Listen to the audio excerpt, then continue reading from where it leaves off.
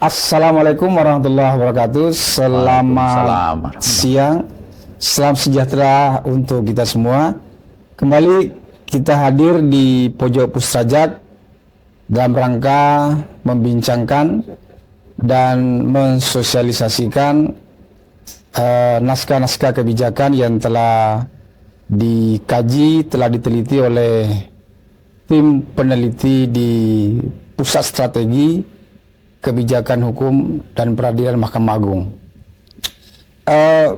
Siang ini kita akan membincangkan soal eksekusi terhadap gugatan sederhana. Jadi pada prinsipnya, filosofinya sebenarnya orang-orang itu datang ke pengadilan untuk menyelesaikan masalah secara cepat dan tuntas. Akan tetapi pada kenyataannya tidak semudah dan tidak secerca yang diharapkan. Ada saja problem-problem, kesulitan serta hambatan dalam penyelesaian sebuah perkara di pengadilan. Maka tahun 2015 ada peraturan Mahkamah Agung tentang gugatan sederhana yang sesungguhnya juga dalam rangka mendorong percepatan penyelesaian hukum di aspek bisnis, ekonomi, karena selama ini bahkan akhir-akhir ini menjadi isu utama bahwa para investor, para pelaku usaha itu sering mengeluhkan persoalan penyelesaian hukum yang di Indonesia yang terlalu rumit atau berbelit. Nah, bersama kita siang ini para pemirsa, yakni Bapak Slamet yang mulia. Beliau pada tahun 2025 yang lalu menjadi koordinator di penelitian ini, Pak ya? Iya. Itu selamat siang, Pak. Selamat siang. Assalamualaikum. Salam ya. Apa kabar, Bapak? Alhamdulillah Ya. sehat. Pak Slamet ini, beliau Dr. Slamet adalah salah satu hakim senior, hakim justisial di Pustrajat dari unsur peradilan agama ya, Pak Slamet. Ya, ya. Beliau pernah ketua pengadilan agama Jakarta Timur. Jakarta Timur, sebelumnya di Pengadilan Agama Bogor. Pengadilan agama Bogor. Jakarta Timur, kemudian hakim tinggi di Bali. Hakim tinggi di Bali, di Pasar. Ya, balik lagi ke Mahkamah Agung di Pustrajat. Oke, ya, luar biasa. Beliau sudah sangat tinggi jam terbang pengalamannya dalam penyelesaian sengketa. Maka di tahun 2025 yang lalu Mahkamah Agung meminta beliau untuk mengkoordinir satu kajian, satu penelitian yang terkait dengan rancangan peraturan Mahkamah Agung eksekusi terhadap gugatan sederhana. Jadi kita akan mendiskusikan seperti apa sih problem-problem gugatan sederhana itu dan seperti apa model-modelnya dan apa yang ditemukan oleh Pak Slamet dan kawan-kawan dan tim ketika itu ya, Pak ya. Baik, ini penelitian yang dilakukan tahun 2025 yang lalu, Pak. Iya. Kira-kira apa sebenarnya yang melatar belakangi Pak Slamet kajian naskah ini? Iya. Monggo. Terima kasih Pak Irfan ya. Ya. Dan terima kasih juga telah diundang di podcast ini untuk menyampaikan gambaran hasil penelitian kami di tahun 2025 terkait dengan penyusunan naskah urgensi rancangan peraturan Mahkamah Agung tentang pelaksanaan putusan Eksekusi eksekusi di gugatan sederhana. Gugatan sederhana. Mana ini tentu ranahnya dua peradilan yang di bawah Mahkamah Agung, yaitu di Peradilan Umum dan Peradilan Agama. Latar belakangnya tentu sebagaimana tadi Pak Irfan sudah singgung, bahwasanya dengan terbitnya Perma nomor 2 tahun 2015 yang kemudian sudah diperbaiki dengan Perma nomor 4 tahun 2019 tentang gugatan sederhana, itu adalah merupakan satu langkah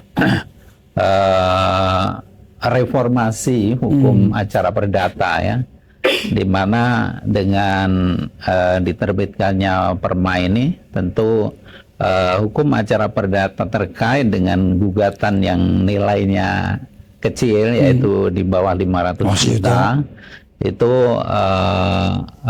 mengalami satu bentuk penyelesaian yang beda dengan perdata pada umumnya, di mana Perma ini mengatur penyelesaian perkaranya hanya cukup 25 hari. Dan itu ya lebih singkat dan itu ya, dan kemudian ada tahapan-tahapan sebelumnya yaitu dengan ada istilahnya pre-trialnya ya, ada pemeriksaan awal kan gitu kan. Nah, kemudian juga bukti-bukti tertulis itu sudah kopiannya sudah disampaikan sehingga benar-benar 25 hari itu sudah harus diputus oleh hakim. Namun terjadi paradoks ya. Ya, paradoksnya di mana Pak Selamat? Karena penyelesaian perkara yang begitu singkat kan itu ya.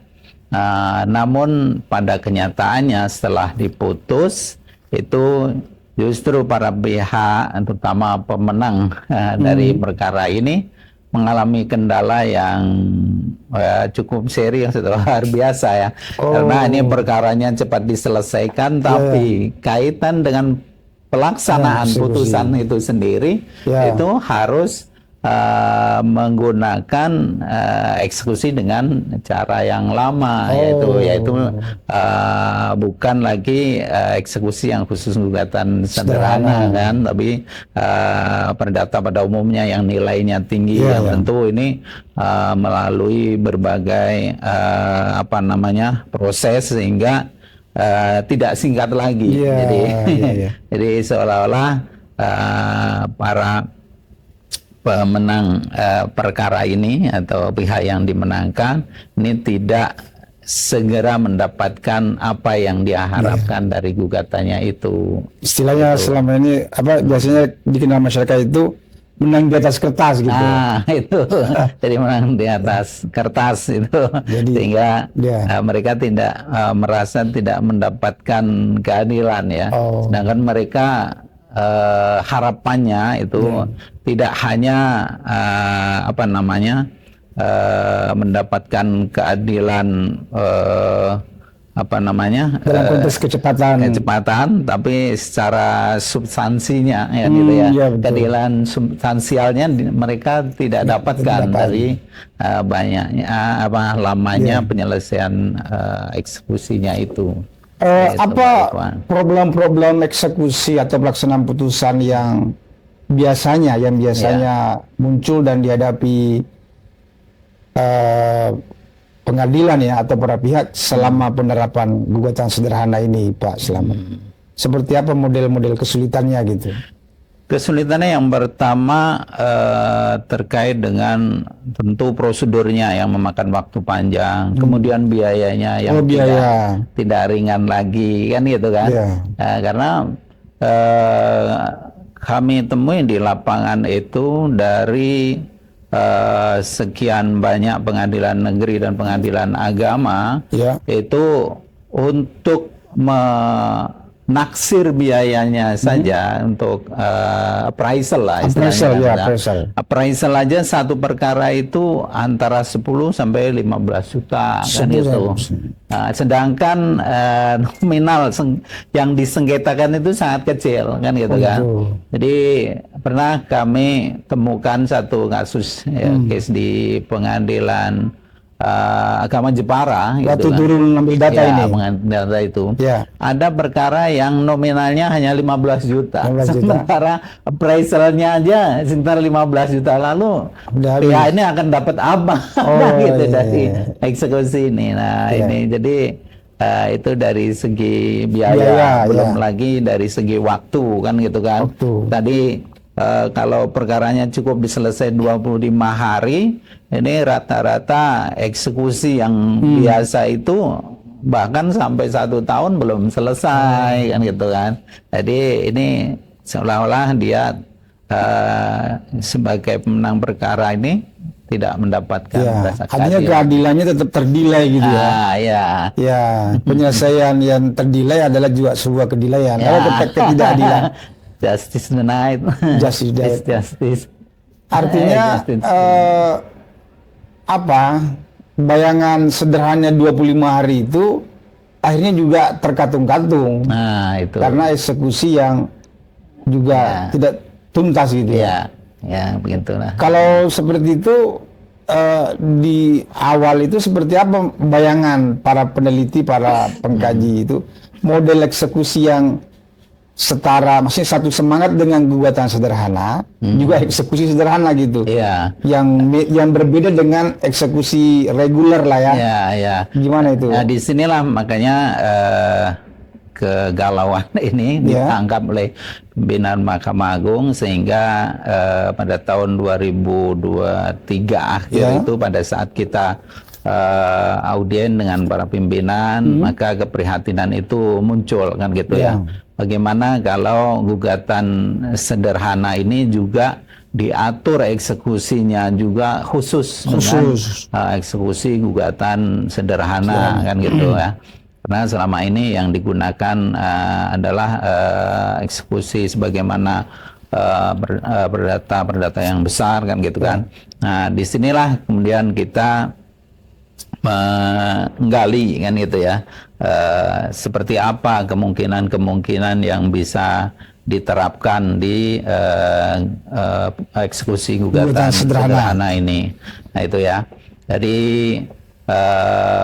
setelah kita menggali informasi dan juga beraudiens dengan para ketua, panitera kan itu, bahkan jurusita juga itu di pengadilan.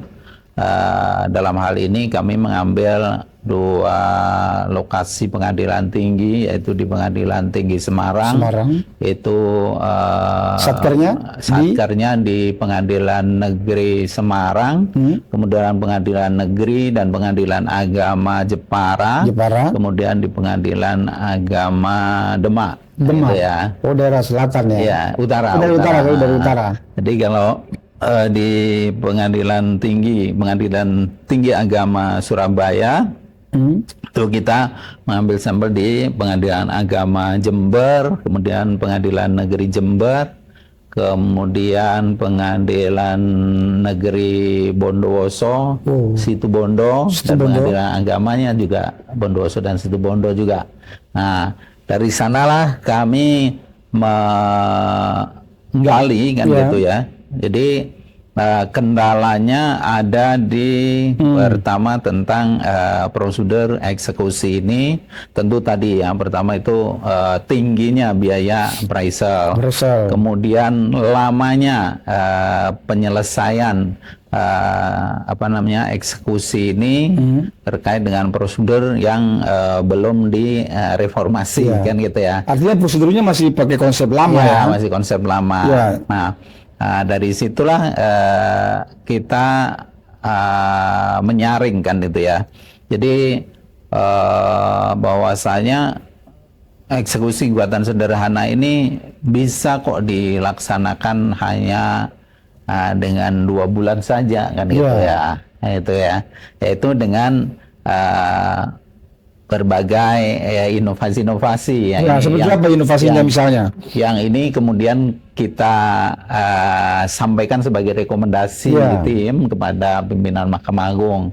Yang pertama yaitu mereka optimis bahwa penyelesaian eksekusi gugatan sederhana ini cukup dalam waktu 2 bulan, 2 bulan dengan inovasi tadi ya, dengan terobosan yaitu pertama appraisal itu tidak perlu KJP kan gitu ya, tapi KJP ini apa? Kantor jasa penaksir. Penaksir pokoknya gitu jasa appraisal tidak perlu. Itu cukup diambil dari internal pengadilan itu aja kan gitu ketua pengadilan bikin semacam keputusan standar. Pada saat itu kita melihat bahwa untuk hal ini bisa dipegang oleh sekretaris ya pengadilan kan gitu kan. Karena dia yang tahu tentang taksiran standar-standar kan gitu ya. Angkanya sudah tahu misalnya. Kemudian di samping itu juga lelang. Nah ini lelang ini yang paling banyak makan waktu kan gitu ya, karena dia perlu prosedur ke lelang itu kan banyak yang tahapan-tahapan yang harus dilalui. Nah ini kita merekomendasikan itu lelang itu cukup dilaksanakan oleh internal pengadilan kan gitu kan. Jadi cukup dilelang di pengadilan itu kan gitu ya. Nah, ini misalnya dalam kasus konkretnya gimana Pak? Diilustrasikan Pak ya, Selamat. Kalau sekarang lelang itu kan di KPKNL ya. Betul. Kemudian lelang itu cukup yang membuat atau menilai lelang gitu ya, itu nanti oleh panitera pengadilan kan gitu kan. Nah itu juru lelang ini juga perlu adanya MOU antara Mahkamah Agung dengan Menteri Keuangan kan gitu ya, agar bisa lelang ini dialihkan ke pengadilan saja kan gitu kan. Nah, itu tentunya dengan sertifikasi kan tentunya nanti nyuruh lelang ini. Kemudian pengumuman lelang dan sebagainya cukup dengan online melalui web pengadilan dan kan pengadilan gitu kan. lagi ya. Nah, itu jadi itu kan memangkas waktu yang cukup signifikan kan gitu kan. Nah, itu ya. Terus kemudian terkait dengan penyitaan barang bergerak kan gitu ya, benda bergerak itu meskipun berada di luar wilayah pengadilan tersebut itu jurusita bisa melaksanakannya. Jadi istilahnya di sini lintas wilayah. Selama ini itu kan kalau ada penyitaan yang benda atau barang itu berada di wilayah hukum lain, itu kan menggunakan delegasi eksekusi kan gitu ke pengadilan lain kan gitu. Tapi ini khusus yang benda bergerak kan gitu ya, seperti mobil kan gitu ya. Itu bisa jurusita dari pengadilan setempat lah yang melaksanakan itu kan. Misalnya ini perkara ini diselesaikan di Jakarta Timur misalnya kan gitu kan. Kemudian barang yang akan disita ini ternyata ditaruh di seberang jalan, di situ wilayahnya Pengadilan Agama Bekasi atau Pengadilan Negeri Bekasi kan gitu. Ini benda jelas nampak di situ mobil itu. Tapi ini kan jurusita nggak bisa bergerak sampai sana kan gitu. Cakung misalnya. Gitu. Apa di Pulau Kembang. Itu sering jurusita itu menceritakan hal seperti itu yang kita orang yang beretika tidak baik itu hanya memindahkan aja, beda jalan aja kita sudah nggak bisa mengambil kan gitu ya. Nah, ini jadi khusus barang bergerak itu kita usulkan agar itu jurusita itu bisa melakukan penyitaan di luar wilayah hukumnya, dimanapun gitu ya. Nah, itu terobosan karena ini gugatan sederhana kan hanya kecil ya, rata-rata ini rata-rata benda bergerak kan gitu ya, wujudnya kan gitu kan, yang sebagai jaminannya kan gitu kan. Nah, gitu. Nah, tadi problem soal juru lelang, kemudian kewenangan untuk melelang itu dilaksanakan oleh pengadilan. Apakah dalam kajian tadi tidak mempertimbangkan itu akan menambah beban atau berat dari tupoksinya sekretaris atau panitera ketika mengambil alih itu? Hasil wawancara kita itu tidak memberatkan mereka ya, karena ini lelang kan barang-barang yang kecil ya, istilahnya di bawah 500 juta kan gitu ya. Kemudian itu tadi ya, mekanismenya kan cukup pendaftaran lelang dan sebagainya itu dengan secara online dan sebagainya kan gitu kan. Jadi itu mereka nggak keberatan itu untuk melaksanakan itu lelang langsung. itu. Jadi tawaran inovasinya antara lain seperti itu ya. Iya. Karena memang perlu pemirsa ketahui bahwa model pelaksanaan putusan atau eksekusi di perdata agama dan perdata umum itu memang berbeda dengan peradilan administrasi, peradilan tata usaha negara. Kalau di peradilan tata usaha negara itu eksekusinya diserahkan sepenuhnya kepada pejabat pemerintah sukarela. Nah, kalau di perdata agama dan perdata umum memang yang punya otoritas untuk melaksanakan eksekusi ada di pengadilan kan. Jadi cukup leluasa sesungguhnya bikin semacam aturan-aturan. Cuma ya memang berarti ada pengaturan norma lagi harus disesuaikan ya Pak. Ketika misalnya tadi mau memposisikan diri sebagai yang melakukan lelang itu kan koordinasi atau MOU tadi ya dengan. Ya, jadi untuk pengangkatan pejabat penaksir tadi ya, pengganti appraisal, kemudian pelaksana lelang ini tentu ya perlu ada MOU antara Mahkamah Agung dengan Kemenku kan, Menteri Keuangan, sehingga pelimpahan itu nanti bisa berjalan dengan baik kan gitu ya, sesuai dengan standar pelelangan dan juga penaksiran itu kan gitu.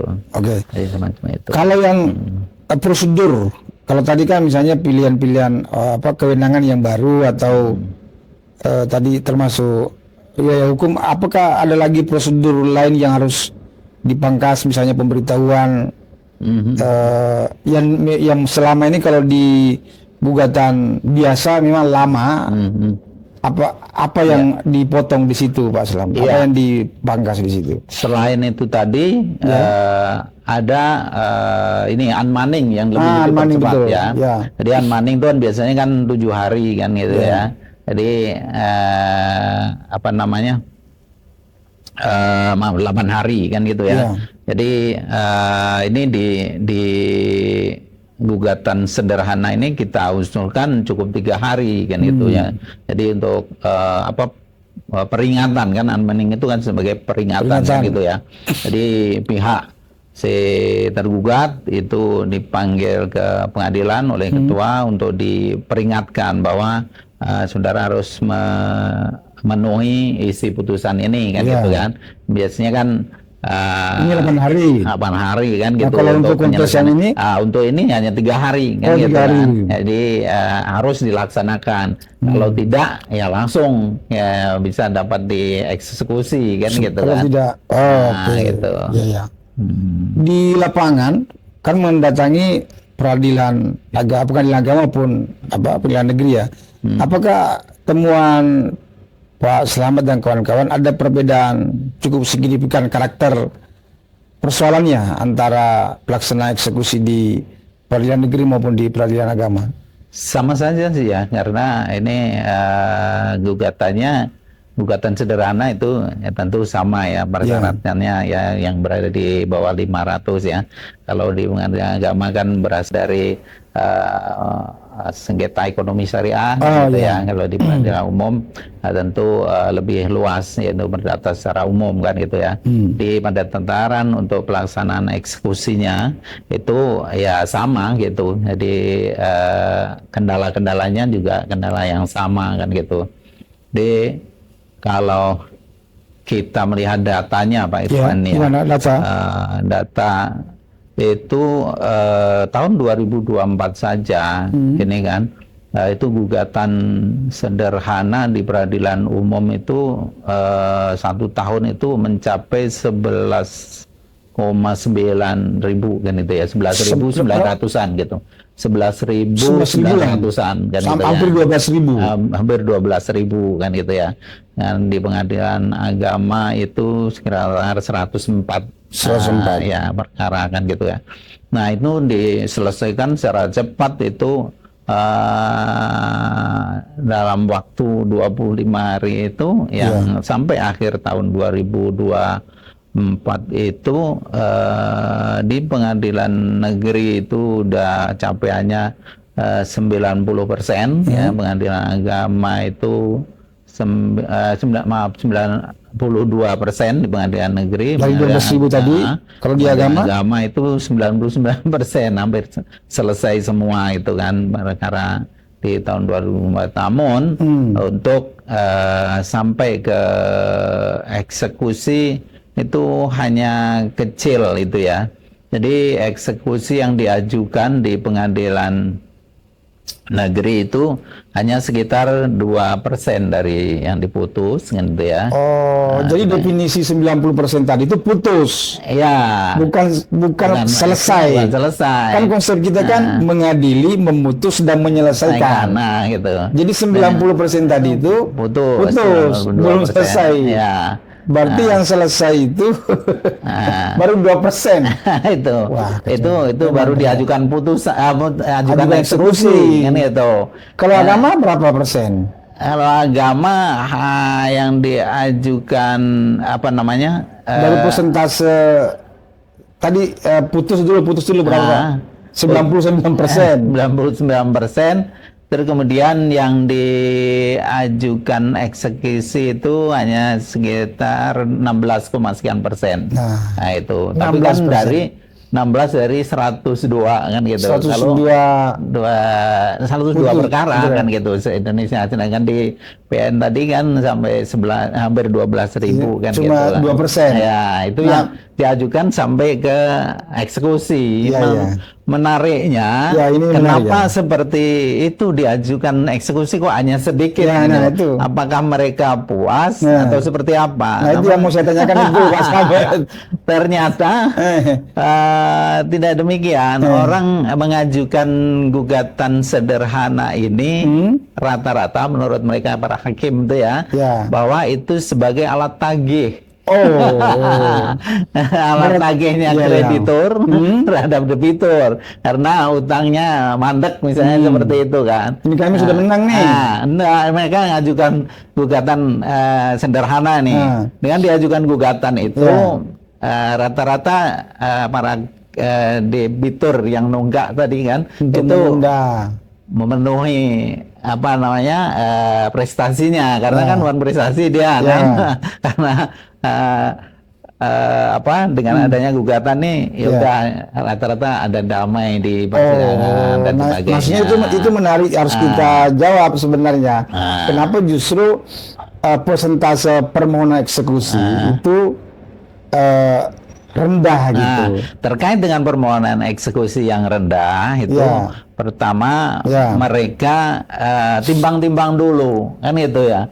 Belum tentu selesai. Tapi menimbang. Dia masih menimbang itu. Barangkali pihak lawan ini mau melaksanakan putusan secara sukarela gitu ya. Karena dia timbang-timbang biaya yang dia keluarkan dengan yang akan dia terima itu hampir sama.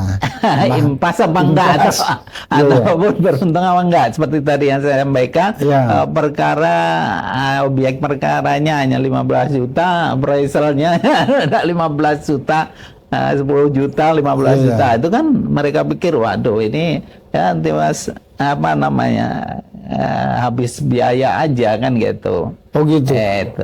Tapi ada tidak mekanisme bahwa kalau dia tidak selesai melalui eksekusi, tapi selesai melalui kesepakatan atau mediasi, itu ada tidak mekanisme pemberitahuan ke pengadilan supaya itu tidak menjadi ini masih ada yang banyak belum dieksekusi, tapi sesungguhnya di tingkat mereka sudah selesai gitu.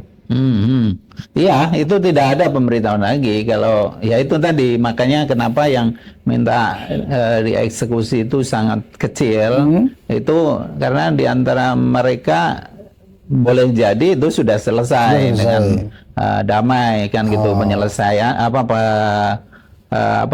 pembayaran pembayaran sesuai dengan putusan gitu ya. Jadi istilahnya memenuhi eksekusi putusan sukarela kan gitu. Artinya bisa dikatakan bahwa memang hanya 2% inilah yang belum selesai. Makanya dia juga eksekusi. Kan gitu. Iya. Itu pun dieksekusi saya lihat di situ Bondo ya, itu dari 3 yang diajukan eksekusi, yang 2 dicabut. Oh, jalannya iya. gitu. Oke. Terakhir Pak Slamet, tolong diberikan kesimpulan atau rekomendasi dari kajian ini itu apa? Rekomendasi pentingnya lah terhadap kepada Mahkamah Agung kan tentunya supaya disahkan segera peraturan revisi berarti ya, revisi ketiga. Ini sebenarnya perma baru kan, perma baru nantinya. Belum pernah ada eksekusi gugatan sederhana. Jadi kita rekomendasikan bahwa rancangan perma yang kita susun ini, dan nanti terserah dari pimpinan Mahkamah Agung apakah gugatan sederhana, eksekusi gugatan sederhana ini akan berdiri sendiri sebagai perma ataukah mau digabungkan dengan gugatan sederhana, eksekusi pada umumnya, mungkin masuk ke dalam bagian itu. Namun kami melihat bahwasanya ini mendesak ya, kalau memang syukur bisa disahkan lebih dulu kan gitu ya. Nah, itu lebih baik namanya seperti itu. Kemudian terkait dengan rekomendasi yang lainnya, tentu kami tadi sudah saya singgung bahwa beberapa rekomendasi itu agar nanti pelaksanaan eksekusi gugatan sederhana ini bisa dipangkas baik biaya dan waktunya, dan terkait dengan SDM-nya tentunya kalau kita mau melaksanakan lelang sendiri, appraisal sendiri, tentu ini harus ada MOU antara Mahkamah Agung dengan Kemenkyu gitu. Pak Irfan kan itu ya. Ada norma baru lah untuk memberikan kewenangan untuk itu. Baik, pemirsa, demikianlah diskusi atau obrolan kita terkait dengan seperti apa sih kebijakan yang mesti dilakukan oleh Mahkamah Agung melalui peraturan Mahkamah Agung tentunya terkait dengan menyelaraskan antara gugatan sederhana dengan juga eksekusi yang sederhana gitu. Karena menurut Pak Slamet tadi, gugatan sederhana sudah berlangsung, tetapi ternyata eksekusinya masih eksekusi konvensional, belum sederhana. Eksekusi reguler yang belum sederhana. Ada beberapa yang ditawarkan oleh tim, yakni pertama inovasi soal biaya yang tidak terlalu berat, dengan tidak lagi menghadirkan appraisal, ahli appraisal. Kemudian juga wilayah hukum yang selama ini dibatasi, ketika itu barang bergerak itu bisa lintas. Cuma nggak tahu kalau terlalu jauh, misalnya di luar Jawa, tetap juga pakai delegasi. Artinya daerah yang bisa langsung juga. Bisa ya. Kemudian memungkinkan juga rekomendasi tim, yakni lelang bisa dilaksanakan oleh pengadilan. Baik, inilah salah satu kajian yang dilakukan oleh Pusat tahun 2025 yang lalu. selengkapnya file bahkan sudah bentuk buku ya Pak Slamet ya. Itu bisa diunduh nanti di link, akan ditulis di deskripsi di bawah. Bapak Ibu pemirsa bisa mendownload, bisa membaca. Itu ada, mungkin sudah ada ribuan kali ya, ribuan buku yang merangkum keseluruhan naskah atau penelitian yang telah dilakukan oleh Pusajak. Forum podcast ini sesungguhnya hanya mengulang kembali, menyampaikan kembali pokok-pokok pikiran atau gagasan utama dari penelitian itu. Kami sampaikan secara ringan supaya lebih luas, dan ada dorongan kepada pemirsa untuk mengakses, menggunakan, merujuk atau mereferensi hasil-hasil itu, baik untuk penelitian atau penulisan-penulisan berikutnya. Pak Slamet, terima kasih atas kehadirannya siang ini. Kalau nggak salah tahun ini dapat lagi ya satu judul. Ya berarti kita akan ketemu lagi tahun depan. Mudah-mudahan kita sehat semua. Amin, amin. Pemirsa silakan like dan subscribe YouTube kita ini supaya lebih meningkat produktivitasnya. Saya Irfan Mawardi, mohon maaf apabila dalam diskusi kita ada kekurangan. Apabila ada kritik dan saran silakan ditulis di kolom komentar. Terima kasih. Assalamualaikum warahmatullahi wabarakatuh. Selamat siang.